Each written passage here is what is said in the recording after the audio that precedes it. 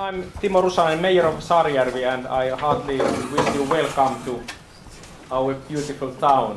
I have been here only 3 months. I started my work only 3 months ago, and so my background, I have been development director in the city of Jyväskylä, so I was responsible for rural areas in Jyväskylä. So what are the part of the good village life? And I have the same things as you have in your own presentation, and I have some new photos of Saarijärvi, so I have been here only 3 months, but there is always a strong tradition.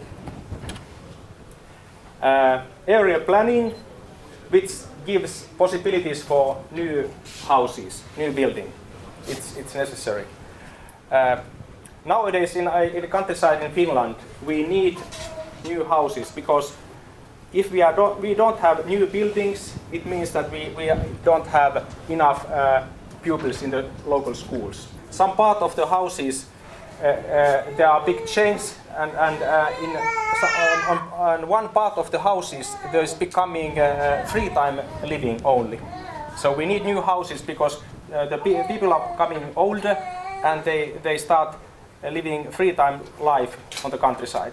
So my thesis is that we need in villages we need all time new buildings in order to keep enough pupils in the schools. And get new residents. New residents. This is one example of area planning in Saarijärvi. So we have new building places, a lot of building places in our villages. Okay, we have a common rooms, village houses. It's the mark of good village. And of course local culture, as you told. And also traditional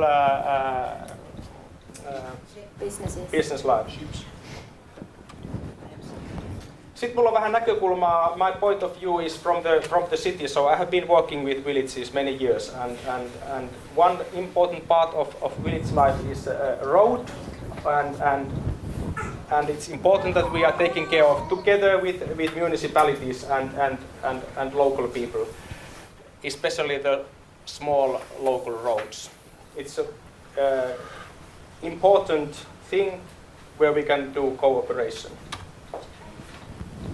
And also we, in central Finland, very important things to organize water and sewing water systems, also to countryside. And especially because we have so many lake areas. During the last 10 or 20 years we have been building up hundreds, thousands of kilometers of tubes to countryside. And of course, EU projects, you are a professional of this art. This is an example from Jyväskylä region. It's made by European Union project. Some interesting questions, some problematic questions. What is the good place for? What is the good size of school? Do we need schools where we have the same criteria in every school? You know. Many people said, this is the criteria of a school. We need good ventilation, places for gymnastics, and places for special pupils, etc. Or do we have this romantic idea that we have old style of village school, where everything is old-fashioned, but there is a good atmosphere, it's good for children? Did you understand what I mean? Suomeksi jos heittää samaan, because it's a problematic. One part of parents say that we need all special services, and if we are organizing all the special services, it means that we are collecting all the pupils to the center. There is a place for all special class and special organizations. What do you think? Small schools or big schools? Both. Yeah. But for example, if we want to keep local village school, we need active parents who love the school. They are not fighting against it. Okay, thank you. But I'd like to say something more about privatization, yksityistäminen. So this is my I think we need more and more private small companies in villages, and I'd like to talk about this privatization. Most of the people, they said no, it's a bad thing if municipality is giving tasks for private sector, and I really like to talk about this issue, and I have good examples that we can make things better if we do cooperation between municipality and private sector.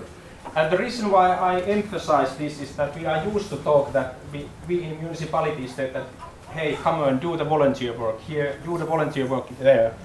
And it's important. The volunteer work is very important, but we need also private business life, small business life. It could be so that in a small village there is a very small one-person company and he or she is doing his work, but a small part of the, if he gets a little money from the municipality, it can help the small business very much. In Korpilahti municipality, we were privatized the food services of the municipality, all the food services for the big company. And in the local, after this, we have done this privatization. I went to the one local village school looking for what's going on now in the village. And there was a earlier worker of the municipality was making food for the pupils. But when I went there, she was a personality of the private business. I went to the kitchen looking, hey, what's going on? She was making a lot of big cakes, not for the pupils, but for the village people. So she started a private business, and the services of the villages, they become better. No, I was just wondering, you were saying that the competitions to keep the building in the village. Who actually owns, are those private businesses within the building? Who owns the building? Are you asking about the school or this one? This is owned by this company. Yeah. But just quickly, as a private company can't be controlled by what they do since they're private. They can run the business any way they want to. Yep. If you're asking the private companies to provide the services, I know in this case it's an art gallery, so it's not quite the same, but if you're asking private companies to provide services and they become profitable, because that's what the private company is all about, is profit. Yes, and then they go away, it then provides a bigger issue, again, not being able to keep services in the area, because if you're basing things on profit, and sole profit rather than what does the village need. What's the problem? Is the profit a problem? The profit's a problem only when they don't make the profit, and it goes away, and then you lose. Yes, yeah. I mean, Okay. you can't ensure there's a profit, because also the funding sources are drying up. So you're saying they're getting leader funding. Well, we don't have necessarily that luxury where we are. The funding sources are ultimately going to dry up or something like that. So if you don't have the profit coming in, because you can't depend on government funding for a private company. I mean, you're setting up a company using government funding is partly what I understand. It's a leader project, Funding, right? we are buying services. From the company. The municipality is buying some services from the company.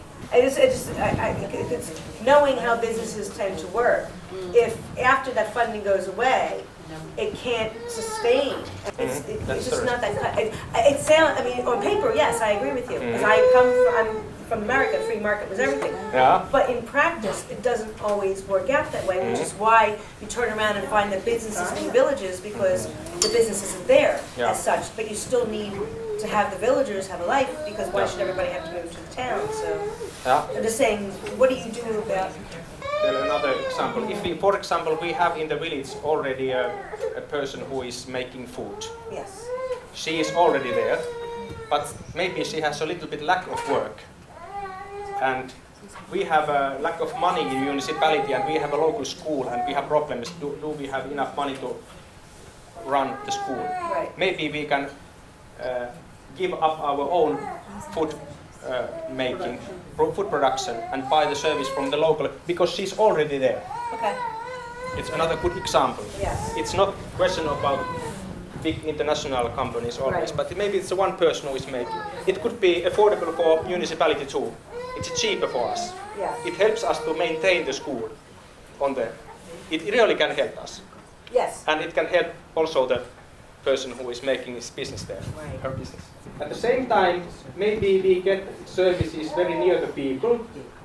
For example, those nurses who are coming to the homes of the old people and taking care of the old people in their own homes. At the same time, we are making very big healthcare centers. So the services are coming, somehow they are coming near and they are coming very far. At the same time, I think. This internet connections, they are very important, and we must have also skills how we can use them. We were talking about that. And I think active and growing people, growing villages can have village school also in the future.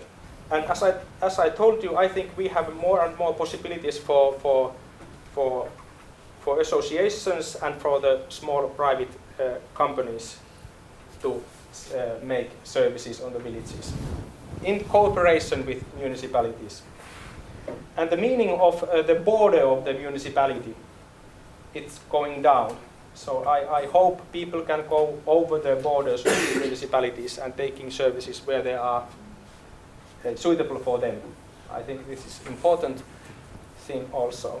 The last point, it's very important to maintain and improve the skills of the social skills, the skills of cooperation and cooperation between municipalities and cooperation between associations and cooperation between private sector and associations.